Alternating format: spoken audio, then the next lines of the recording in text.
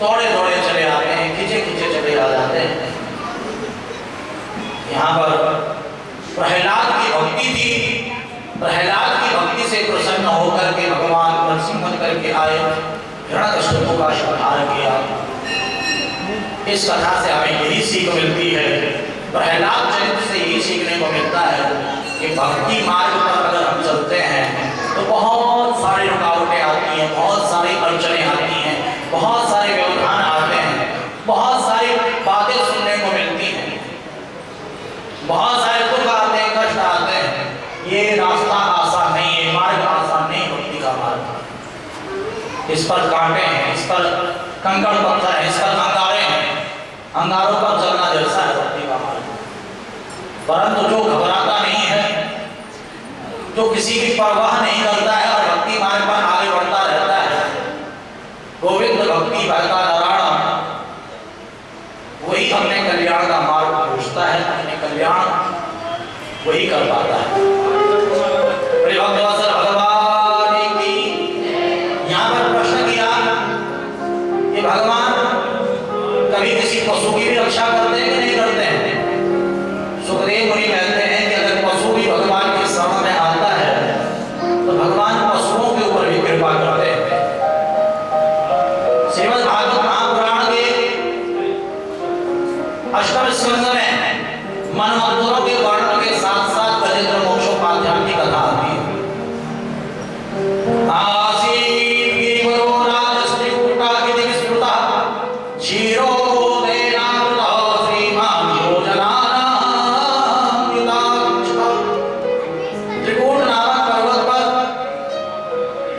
गजराज रहता है, हाथी रहता है।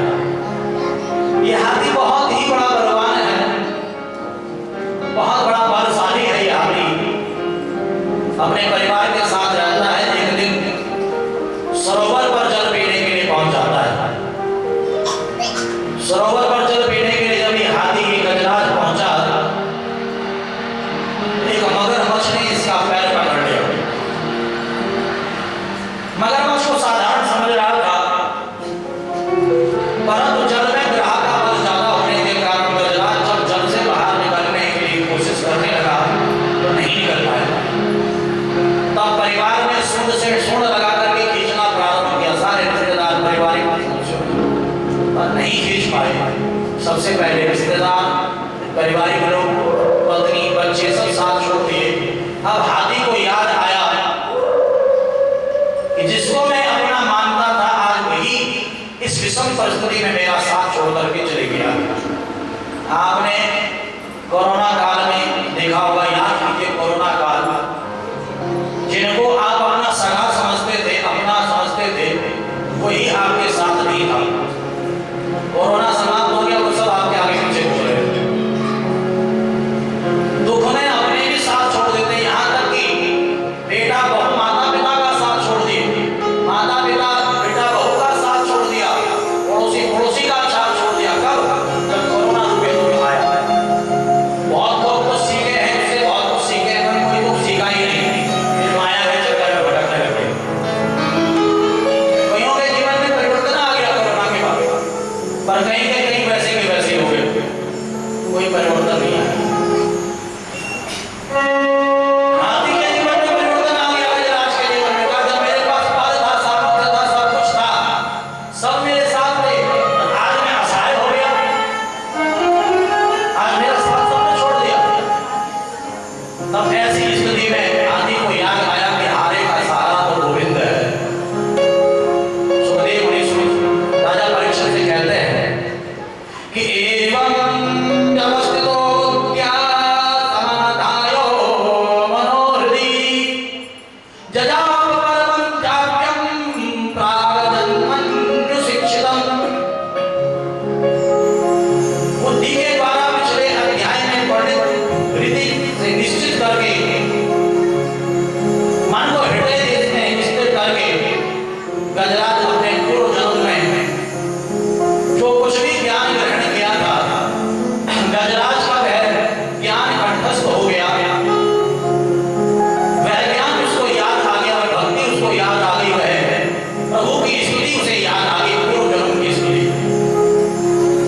और गजराज ने आकर भगवान की स्तुति करने प्रारंभ कर दी। गजेंद्र मोक्षों पाख्यान से कहते हैं गजराज अपने मन ही मन भगवान की स्तुति कर रहा है।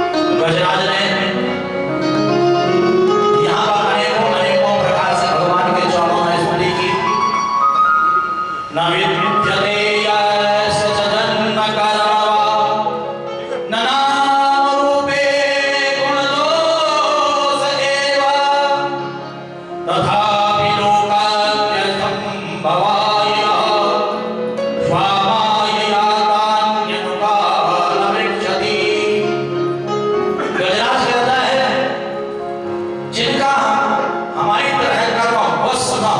ना तो जन्म होता है, जीव की तरह कर्म अवश्य ना तो जन्म होता है और न जिनके द्वारा अहंकार प्रेरित कर्म होते हैं। हम और आपके अंदर तो अहम आ जाता है, अहंकार आ जाता है। छोटा सा भी कोई काम करता है तो अहम, मैं कर रहा हूँ, मेरे द्वारा हो रहा है, मैं नहीं होता तो कुछ नहीं होता। परंतु जिन परमात्मा के अंदर अहंकार नाम का कोई वस्तु नहीं है, कोई चीज नहीं है, जिनके निर्गुण स्वरूप का ना तो कोई नाम है और ना ही कोई रूप है, जो निर्गुण है, और जो भक्तों के ऊपर कृपा करने के लिए निर्गुण ही सगुण बन करके आ जाते हैं, राम कृष्ण इत्यादि रूप धारण कर लेते हैं, उन परम पिता परमात्मा को मैं प्रणाम करता हूँ। गजराज मन ही मन स्तुति कर रहा है। नमः आत्मदीपाय साक्षिणे परमात्मने, नमो गिराविदूराय मनश्चेतस्मात्मभिः, नमः शान्ताय घोराय मूढाय गुणधर्मिणे, निर्विशेषाय साम्याय, नमो ज्ञानघनाय च। सत्वगुण को स्वीकार करके शांत जो रहते हैं, रजोगुण को स्वीकार करके तथा तमोगुण को स्वीकार करके जो घोर मूढ़ प्रतीत होते हैं, भेद रहित अतएव सदा समभाव में स्थित ज्ञान घन प्रभु को मैं नमस्कार करता हूं, मैं प्रणाम करता हूं। यहाँ पर गजराज ने भगवान नारायण के चरणों में मन ही मन प्रणाम किया और सरोवर में से एक पुष्प तोड़ा और पुष्प तोड़ करके हे गोविंद हे गोपाल अब तो जीवन हारे, जैसे ही पुकारा भगवान नारायण भोजन कर रहे थे। लक्ष्मी जी ने कहा, प्रभु कहाँ जा रहे हो भोजन छोड़ करके? हाँ तो कमला सुनी थी, सुनी गजराज। भगवान ने कहा हाँ थी और हाँ और थी, अलग चमकते ही गजराज के सामने आ गए। गजराज ने भगवान का दिव्य दर्शन किया, गजराज की आंखों से अश्रु बहने लगे।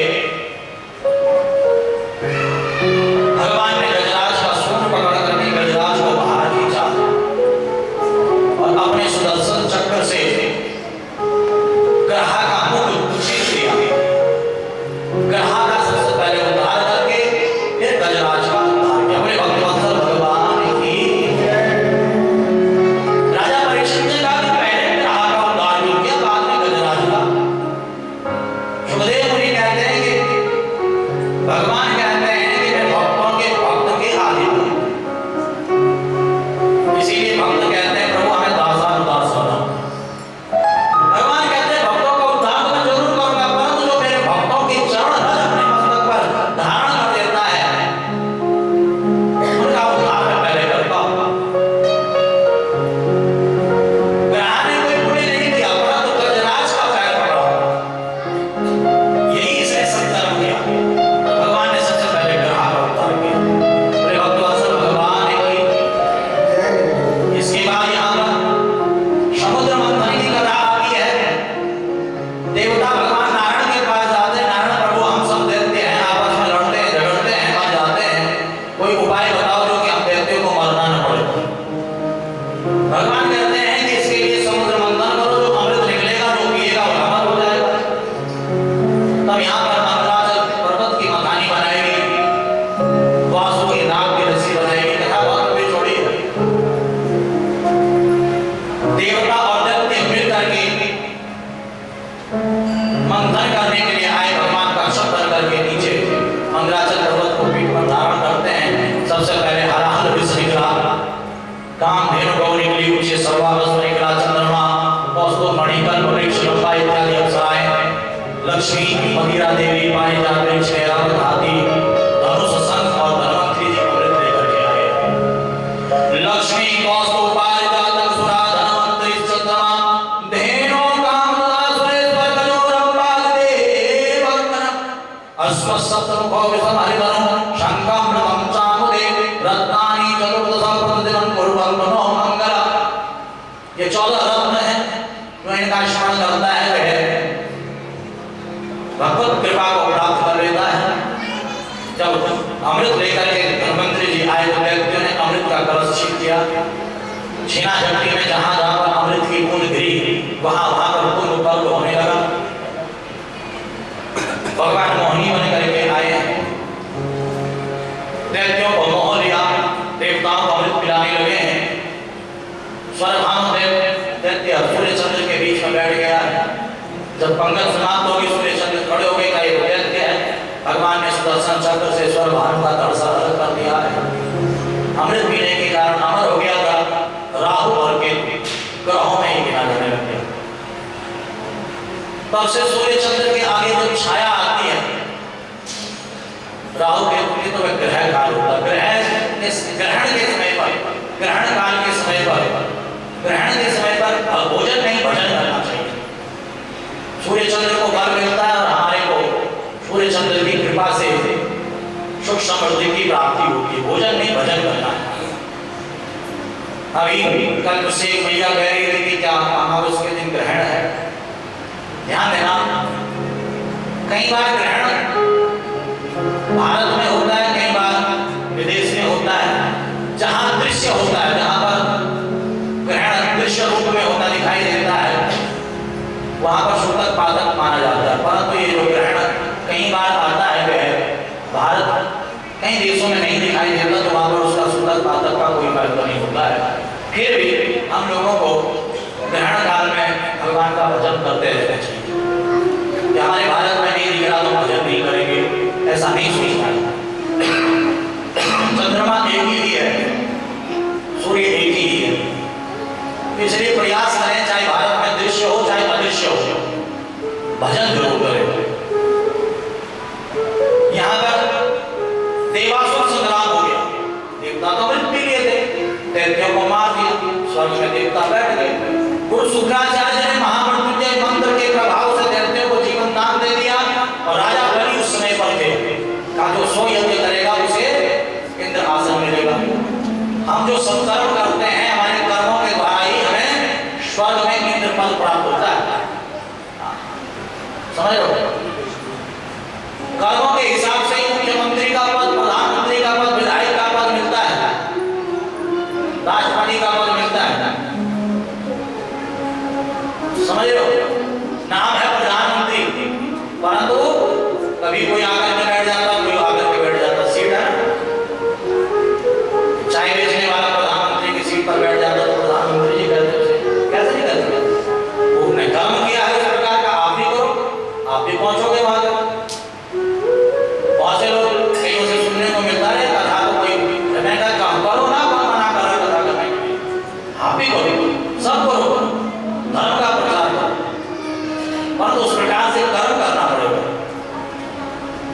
उस प्रकार से मेहनत करनी पड़ेगी, स्वाध्याय करना पड़ेगा, पढ़ना पड़ेगा, सीखना पड़ेगा ना। आप वहां बैठ सकते हो, यहाँ पर ऐसा नहीं करने बैठ सकते, आप सुना सकते हो कथा। तो ऐसे ही इंद्र आसन पर आप में से कोई भी बैठ सकता है, परंतु उस प्रकार से कर्म होना चाहिए, सत्कर्म, यज्ञ अनुष्ठान होना चाहिए, पूजा पाठ आपके द्वारा होना चाहिए। बलि को जब बात समझाई तो बलि की समझ में आ गई और बलि यज्ञ करने का संकल्प लेकर के 100 यज्ञ का संकल्प लेकर के यज्ञ करने का। जैसे ही 60-70 यज्ञ हो गए, देवता घबरा गए, अब तुम्हारा इंद्र आसन छीनने वाला, स्वर्ग छीनने वाला। अपनी मां अदिति के पास आए, अदिति माँ ने कहा चिंता न करो, मैं व्रत करती हूँ नारायण के लिए। अदिति माँ ने पयोव्रत किया, दूध पी करके व्रत रखा। भगवान नारायण ने आकर के कहा कि घबराओ नहीं, मैं बेटा बन करके आऊंगा।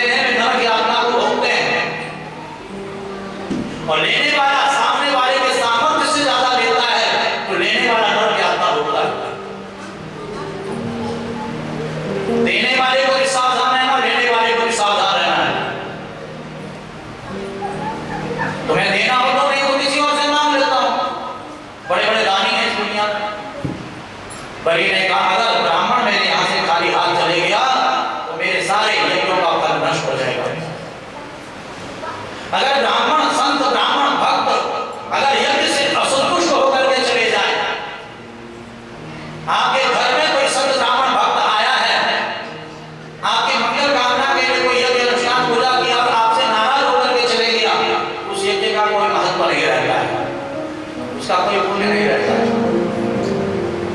बलि ने कहा ठीक है, पूरी पृथ्वी मेरी है, जहां मर्जी वहां नाम लो। ऐसे नहीं संकल्प करना पड़ेगा, संकल्प करो। बलि ने जैसे संकल्प किया, भगवान ने अपना रूप बढ़ाना प्रारंभ कर दिया। पहले चरण में ऊपर के सातों लोक नाम लिए, ब्रह्मांड का भेदन जल आया ब्रह्मा जी के कमंडलों में। ये विश्वपति गंगा इसलिए कहा गया, भगवान विष्णु के चरणों से उत्पन्न हुई है।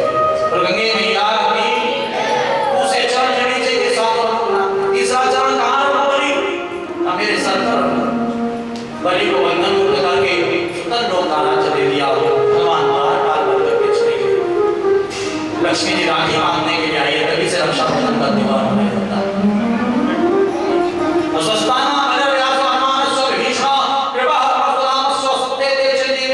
आज भी बलि चिरंजीवी है।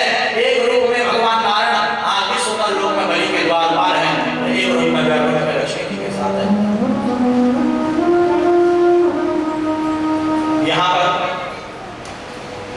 बलि वामन चरित्र आप लोगों ने श्रवण किया। सूक्ष्म रूप से जो इस कथा का श्रवण करता है, भगवत कृपा से उसकी समस्त मनोकामनाएं पूर्ण हो जाती हैं। आगे चल करके सूर्य वंश का वर्णन यहाँ पर किया गया है। सूर्य वंश में आए हैं हमारे राम जी, राम प्रभु से यहाँ पर मर्यादा मांगी है।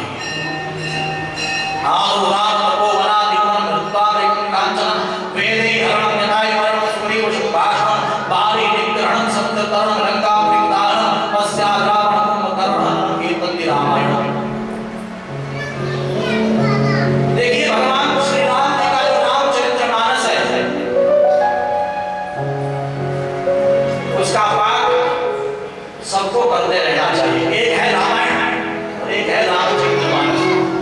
एक बार किसी मैया बहन ने मुझे ध्यान नहीं आ रहा, किसी ने पूछा था, किसी ने मुझे पूछा था कि रामचरितमानस और रामायण एक ही है क्या अलग अलग है? तो शायद मैं उस समय मैंने यही कहा था, मैंने कहा एक ही है, कईयों को पता ही नहीं है इस बात का। ध्यान देना, मैं आज इस व्यासपीठ के माध्यम से आपको बताना चाहता हूं। कल हमारी जो धर्मपत्नी है रिंकी, वो चर्चा कर रही थी मेरे से।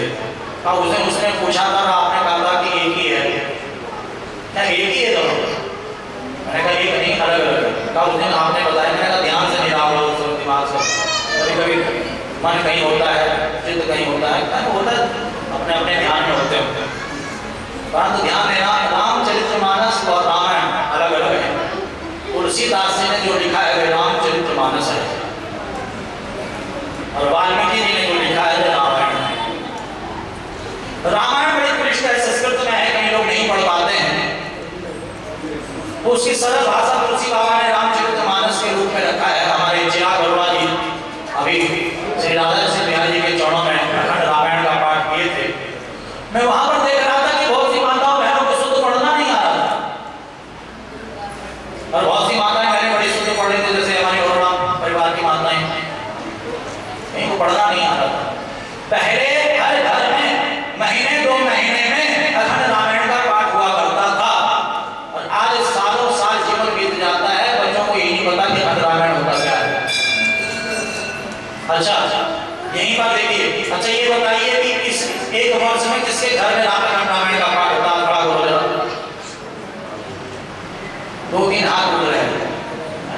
हमारे कृष्ण कुमार आगे जी हैं, पीछे ज्यादा 6 महीने में किसी घर में हर 6 महीने में अखंड रामायण का पाठ होता है। खड़ा हो,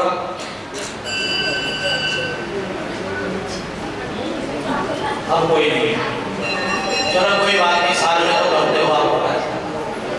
मैं आपसे आज कृष्ण जन्मोत्सव अभी हम मनाएंगे, मैं कुछ भिक्षा मांगना चाहता हूँ, बधाई। क्या आप लोग बधाई दोगे? मुझे हाथ खड़ा करके बताओ कौन कौन देगा। कृष्ण भैया देखिए, यहाँ पर जो आप पैसे रुपये बधाई चढ़ाते हो, पैसा चढ़ाते हो, जो भी कोई 51 रुपया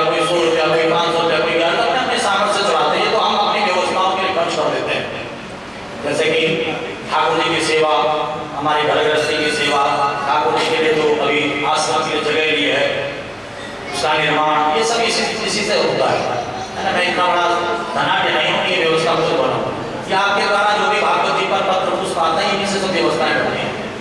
ये तो आप जब देते आए हो देते रहोगे, परंतु आज इस कृष्ण जन्मोत्सव के पावन उपलक्ष्य में मैं आप लोगों से बधाई रूपी भिक्षा मांगना चाहता हूँ।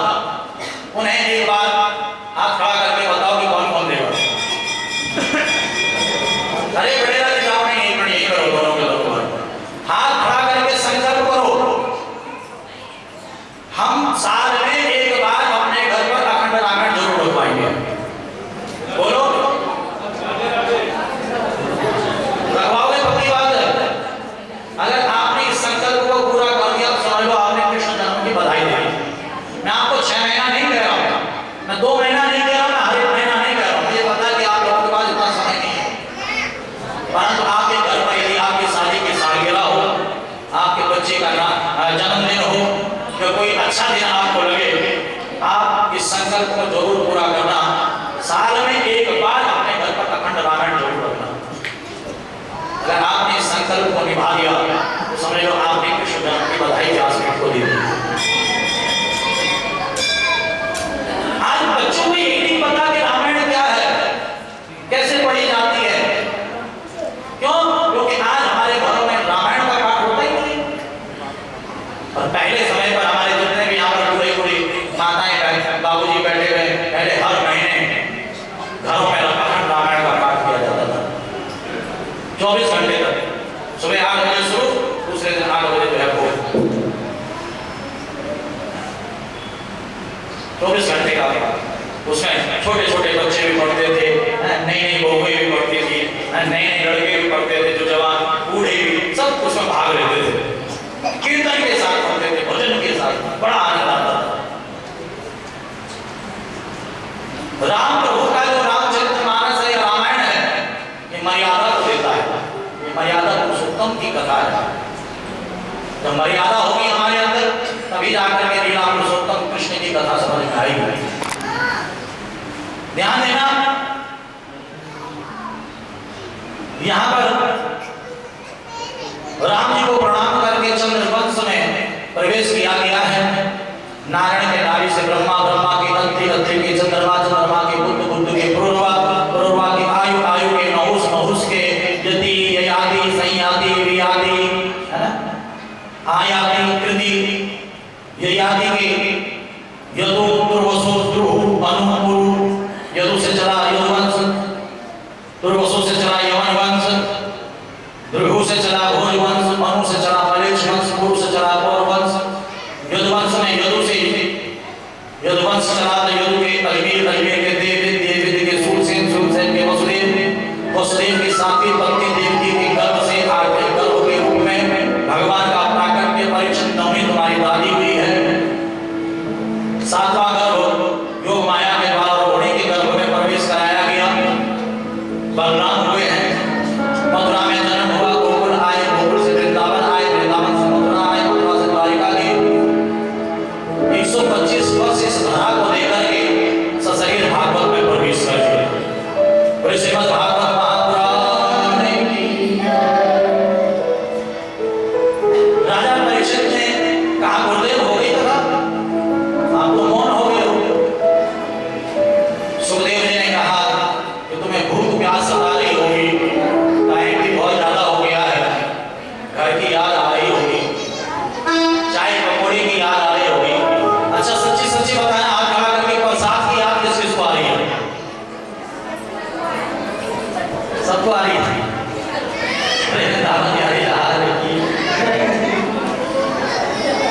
कई लोग सोच रहे हैं कि मुझे जल्दी जल्दी आरती करवाए, जल्दी जल्दी प्रसाद मिले। माखन मिश्री की खुशबू आ रही है, सामने फ्रूटी की अमूल, अमूल मस्ती छाछ, कब लपके चपके हैं, नमकीन वाली भी है। अच्छा नहीं भी ना, अच्छा व्रत में हम ले जाएंगे से आज, ले जाए पक्की बात।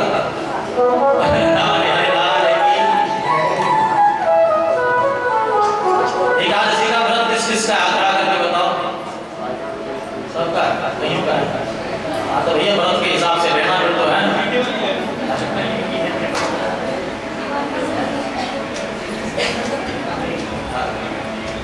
एक सोचते गुरु जी ने आज बहुत लेट कर दी है, बहुत ज्यादा देर हो गई आज। आज लेट इसलिए हुई कि आज पूरा का पूरा पंडाल खचाखच भरा पड़ा है। देखो पीछे तक पूरे सब लोग भरे पड़े हैं, मन कर रहा और सुनाते रहे। पूरा श्यामनगर यहाँ पर बैठा हुआ है, रामनगर बैठा हुआ है, पूरा का पूरा सुभाष नगर बैठा हुआ है। मैं देख रहा था कि हमारी संगीत ब्रोकरी से हमारी मैया यहाँ पर आई हुई है, सीमा मैया, हमारे गुड्डू तो बहन यहाँ पर बैठी हुई है, सारे बैठे थे यहाँ पर। आज हमारे बीच में यहाँ पर जो हमारे ढोलक बजा रहे हमारे गोलू भैया, उनकी माता जी भी यहाँ पर उपस्थित है, श्रीमती वंदना देवी चौहान, ज्वालापुर से कथा सुनने के लिए यहाँ पर आई हुई है। मैं देख रहा हूँ रामनगर से हमारी बहन जोशी बहन, जो कि LIC में बड़ा सुंदर कार्य करती है, पूरे परिवार के साथ आई। क्या नाम इसका? सारिका जोशी, पूरी टीम के साथ। मन कर रहा है कि और दे जल्दी किस किस को है बताओ, हाथ खड़ा करो, बैठे बैठ जाओ। कृष्ण कन्हैया लाल की। चलिए देवी समय का ध्यान रखते हुए कन्हैया का जन्मोत्सव मनाना है। राजा परीक्षित ने कहा गुरुदेव आप कन्हैया का जन्मोत्सव की कथा बड़े प्रेम के साथ हमें सुनाओ। तब यहाँ पर देखो कन्हैया की थोड़ी जल्दी हो रही आने की। हम सोच रहे थे कि आधा घंटा और कथा को ले चले, कन्हैया भी सामने सामने आ रहे हैं। अभी वहीं रोके रखना है जब तक अपना बुलाए, वहीं घूमते रहो।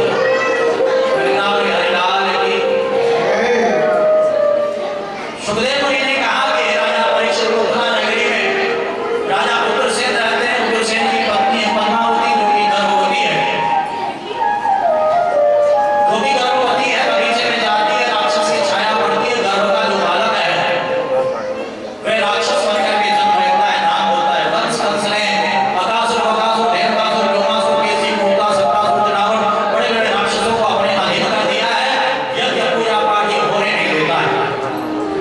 आज पृथ्वी गौ का रूप धारण करके देवताओं के पास गई है, देवता को रूपी पृथ्वी को लेकर के भगवान नारायण के पास गए हैं और भगवान नारायण से प्रार्थना कर रहे हैं।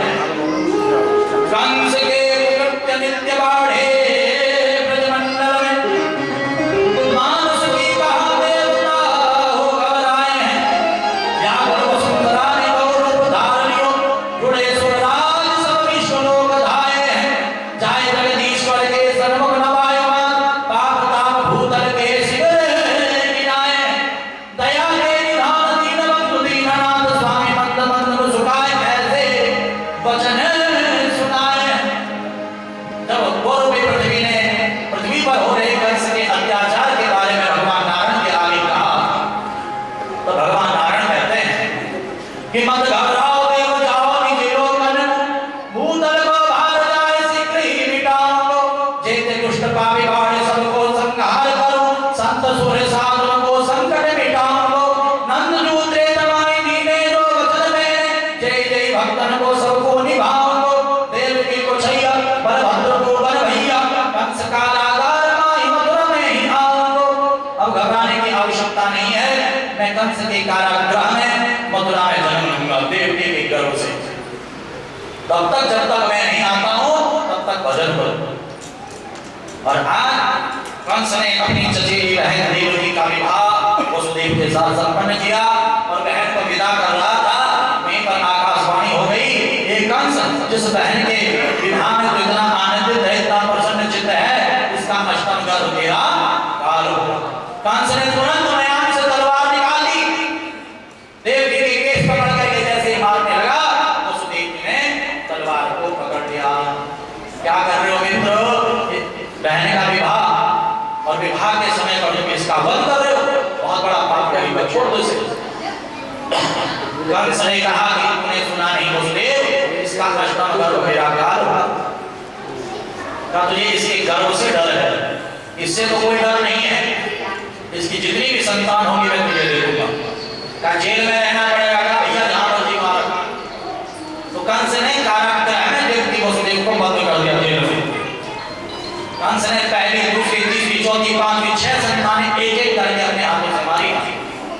जब देवकी का सप्तम गर्भ हुआ तो योग माया भगवान ने आज्ञा दी देवी की देवकी का गर्भ रोहिणी के गर्भ में प्रवेश करा। तो नंदरानी यशोदा के गर्भ में जाओ, मैं अष्टम गर्भवान करके आता हूँ।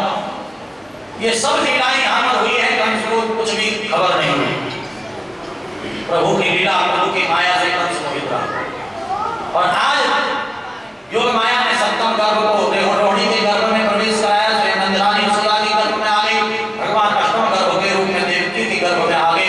देवताओं ने गर्भ स्तुति की है, सत्यव्रतम सत्य परमं सत्यम सत्य से योनि में हितिम च सत्य सत्य से हृद सत्य नेत्रम सत्यात्मकम त्वं शरणं प्रपन्ना। प्रभु आप सत्य स्वरूप हो, सत्य संकल्प हो, सत्य की रक्षा करते हो, सत्य की रक्षा के लिए आप आते हो। प्रभु मामा डबल मामा जाने करके माँ छोड़ मत देना, आप परिपूर्ण ब्रह्म हो, आपको हम प्रणाम करते हैं। भगवान देवकी और उस देव के सामने प्रकट हुए हैं। शशंक चक्रम शकरीट कुंडलम सबीत वस्त्रम सिरसाहेक्षण शहारवक्षस्थल बहुत्वश्रियं नमामि विष्णुं सिरसां चतुर्भुजं। सुंदर भादों का महीना, अष्टमी तिथि, कृष्ण पक्ष की अष्टमी तिथि, रोहिणी नक्षत्र, दिन बुधवार का, रात्रि के ठीक 12 बजे भगवान देवकी वसुदेव के सामने प्रकट हो गए। देवकी वसुदेव ने हाथ जोड़ करके कहा, प्रभु आपको बेटा बन करके आने को कहा था, आपको पिताजी बन करके आ गए हो। कीजिए शिशुलीला, नित्यशीला बालक बन। अब मैं ये कहने के लिए आया हूँ, मैं बालक बन करके आऊंगा तो मुझे नंद भवन गोकुल छोड़ना, वहां से कन्या। हाँ प्रभु बिल्कुल, आप बालक बन जाइए। और देखते देखते भगवान छोटे से बालक बन गए। पहरेदार गहरी नींद में, कंस गहरी नींद में। वसुदेव जी ने जैसे टोकरी में रखा, भेड़िया उड़ गई, उड़ गए थारे पाले, अब क्या बात हो गई। जब से जन्मे कन्हैया करामात हो गई। लेकर के जा रही है कि उन्नों की अग्नि अपने आप जलने लग गई है, जो कि अग्नि कंस के भय से बुझ चुकी थी, वह यज्ञ कुंड की अग्नि प्रज्वलित हो गई है। दिशाएं प्रसन्न हैं, रात्रि के समय पर सुंदर सुंदर पुष्प खिल गए हैं। देवता प्रसन्न होकर के बरसात के रूप में बारिश कर रहे हैं। हल्की हल्की उन्हें शेषनाग जी पीछे से फन फैला करके छतरी बन करके चल रहे हैं। यमुना जी को पार करना चाहते हैं। यमुना जी की प्रियतम का दर्शन करने के लिए उफान लेकर के आ गए ऊपर। नंदलाला ने, प्रभु ने जैसे अपना चरण नीचे लटकाया, यमुना जी ने चरणों का स्पर्श करके मार्ग दे दिया। नंद भवन में नंदरानी यशोदा सो रखी थी, बगल में कन्या थी। वसुदेव जी ने अदला बदली कर दी, कन्या को लेकर के कंस के कारागृह में पहुंचे। कंस जग गया। ये पंखा मत बंद करना, ये चलो। कंस के कारागृह में जैसे कन्या पहुंची है, बेड़ियां लग गई, ताले बंद हो गए, ताले बंद हो गए, बेड़ियां लग गई, पैर रात जग गए, कन्या रोने लगी जोर जोर से। कंस भागा भागा आया, कन्या का पैर पकड़ करके जैसे पटकना चाहा, कन्या हाथ से छूट गई। अष्टभुजी रूप धारण करके कहती है, हे कंस, तू मुझे क्या मारेगा? तेरे को मारने वाला तेरा काल को कहीं जन्म ले चुका है। कंस ने कहा, उसका आता पता कब तो ढूंढ ले। देवकी वसुदेव को बंधन मुक्त कर दिया। प्रातः काल नंद भवन में नंदा सुनंदा जो भाभी जी की सेवा में लगी हुई थी, भाभी के कुछ होगा तो बधाई मिलेगी, गले में 9 लख का हार मिलेगा। आज जब जैसे भाभी का पक्ष का किवाड़ खोला, नीलमणि जैसा बालक दिखाई दिया, प्रसन्नता में हुई। पहले चलो बाबा के पास चलते, नंद बाबा के पास। नंद बाबा जमुना के किनारे माला जप रहे हैं। अभी तो होना है आगे, तो होना है, अभी तो होना है आगे। रसल ब्राह्मण ने मंत्र किया था संतान को पाल का, मंत्र तंत्र तो भूल गए। अभी तो होना है आगे, तो होना है, बस यही याद रह गया। अभी तो ए भैया नंद बधाई हो। कई बात की बधाई। पहले 108 डुबकी लगाई जमुना में। नंद बाबा ने 108 डुबकी लगाई, बता कई बात की बधाई। कहा भैया तेरे हम नीलमणि जैसा रथ बन गया है। अब तो 1008 डुबकी लगाई नंद बाबा ने। सभी पितरों के नाम की डुबकी लगा दी, सब रिश्तेदारों के नाम की डुबकी लगा दी, सब पारिवारिक जनों के नाम की डुबकी लगा दी। पीली पगड़बंदी पहन करके, पीली पगड़ी धारण करके, मूछन पवित्र का